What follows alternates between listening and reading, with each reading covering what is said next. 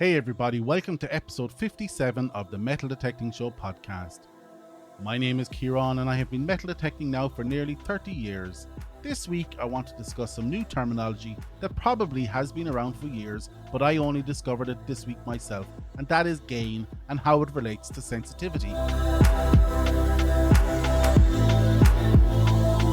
Hey everyone, before we start, I want to thank you for listening to the podcast and I hope you enjoyed the episode this week. If you want to support the show, there are many options available from the links in the episode notes below. And if you want to interact with me and the show, that information's in there too, you know. But most importantly, if you like this content, please don't hesitate to tell your friends and don't forget to hit that subscribe button. Hey everyone, thanks for listening to this week's episode. But before we start, I want to let you know that the giveaway draw is now closed. Woohoo! We've had a whopping 3,700 entries for the Equinox 600, plus some goodies. So what happens next, Kieran? Well, entries will be reviewed for fraud and validity by King Sumo. They will then, on my request, randomly draw a winner to the draw tomorrow at 3 p.m. Both the winner and I will receive notification of the win at the same time, and from there, I will reach out to the winner to arrange shipping, address, and some other details. Why don't I announce the winner straight away? Well, as with anything, the winner will have a few days to respond, but in the unlikely event that they do not respond, King Sumo will request that I request another draw midweek, and this process will continue till we've had a successful contact. So keep an eye out for a mail from King Sumo. Make sure to check your spam folder, and unfortunately, if you haven't heard from us during the week, you will have to hear with envy who has won this amazing prize next week. So this week I went down to the Timble Beach and got down to some serious hunting with my go-to setup these weeks of the CTX and the 6-inch coil. On that, I'm soon to purchase a Coiltech 6-inch coil for the Equinox, which I will review of course, once I can find someone who has it in stock. Anyways, back to my hunt this week. I hit the beach and had some good finds, but the standard beach toast. But after about 3 hours, the tide turned and the holes became very difficult to navigate as they kept filling full of seawater. And everybody knows we don't like a moist hole. Crickets. At this point, I decided to park the detector and did another 30 minutes of eyes-only mudlarking, finding an early 1900s Bovril bottle and an aquamarine glass stopper from the early 1800s. Needless to say, I was delighted and bounced home with my booty. Right, this week I want to discuss gain. Now, if you're like me, this term may be new to you, as it was new to me as of this week. This week I was trying to come up with a new topic to discuss on the podcast, and I was thinking I would do something on the Equinox iron bias, evolution and settings. I kept coming across this term, gain, time and time again. It would come up, and in frustration I actually decided to research what all the crazies were talking about, and I spent some time Googling. Now, I do have an understanding of gain from an electronics point of view, where gain is defined as a measure of the ability of a two-port circuit, often an amplifier, to increase the power or amplitude of a signal from the input to the output port by adding energy converted from some power supply to the signal.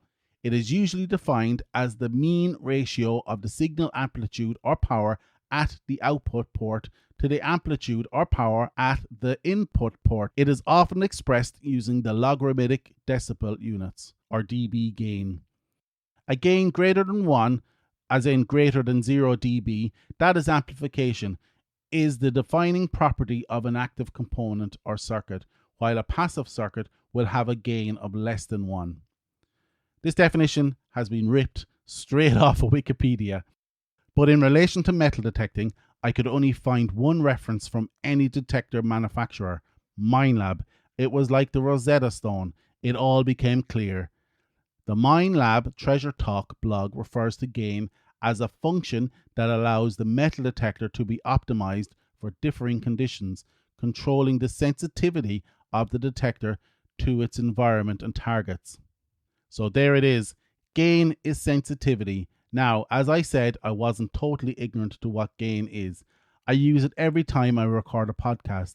I set my microphone gain to an appropriate level, ensuring that you guys can hear me while maintaining the audio quality of the recording. But what if I could use the gain on my microphone to demonstrate the effect of high gain or high sensitivity from your detector? I always wanted to do some demos on the podcast, but couldn't see myself waving my detector about in my little studio here.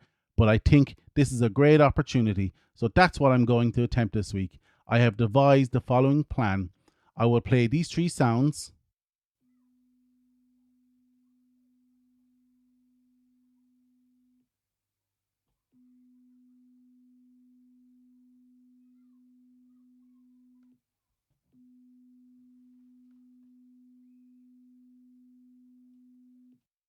As you can hear, each sound is clear, but only varies in volume, from low to medium to high. The volume of each sound translates to size of the object detected. So low equals a small object, high equals a large object. Now, to simulate gain on your detector, I'm going to adjust the gain on my microphone with low gain equaling a low sensitivity setting to a high gain equaling a high sensitivity setting.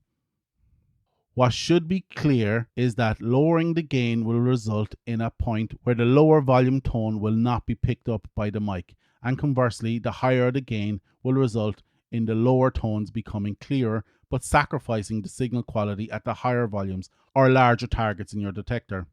So let's test this theory. Starting with the three tones again.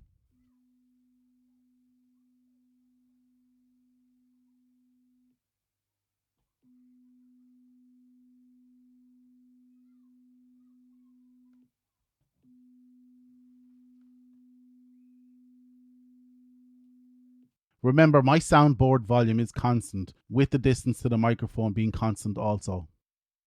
So setting my microphone gain to low, I will play the three sounds. Tell me which ones you can hear.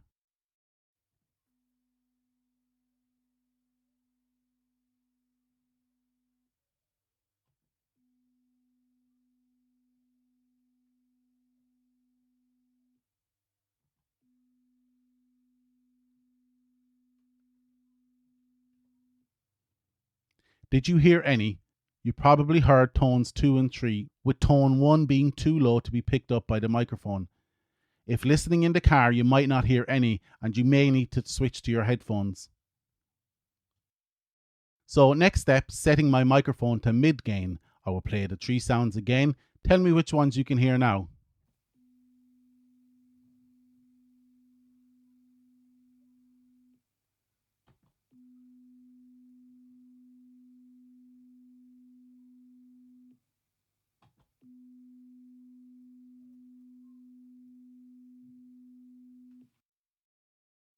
You can clearly hear all three of them, maybe a little low. And now for the final step, I'm going to set my microphone gain to the max. I will play the sounds again. Tell me which ones you can hear now.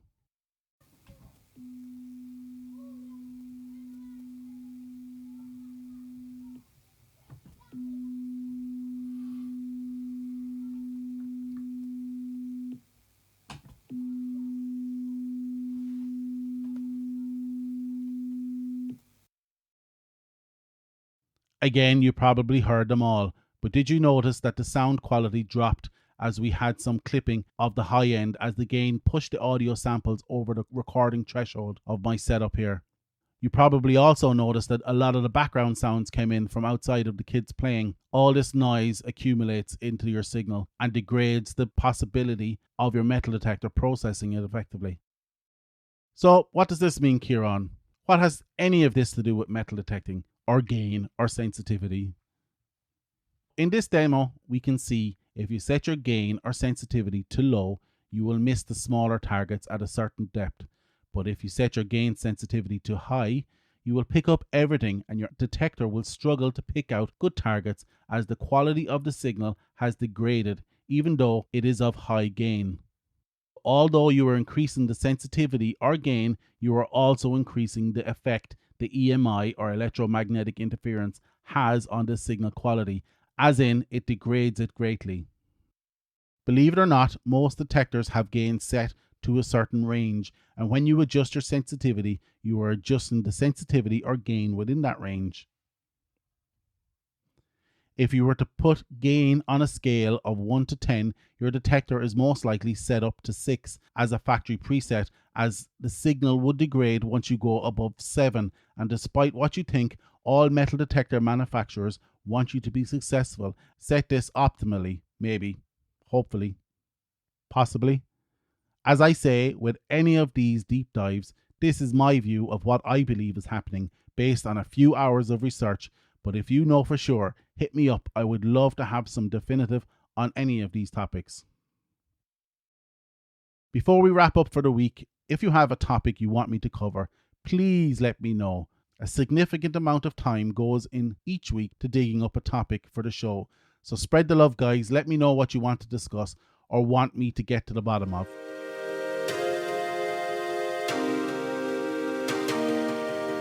And that's it for this week, guys. I hope you like this episode of the Metal Detecting Show podcast. Check out our website, www.themetaldetectingshow.com, for this episode's show notes. Check out our Patreon page if you want to help the podcast stay alive or just want to buy me a coffee. Actually, if you want to buy me a coffee now, you can do so at buymeacoffee.com/metal detecting. Also, if you'd like to leave me a voicemail, please do so on speakpipe.com/the Metal Detecting Show.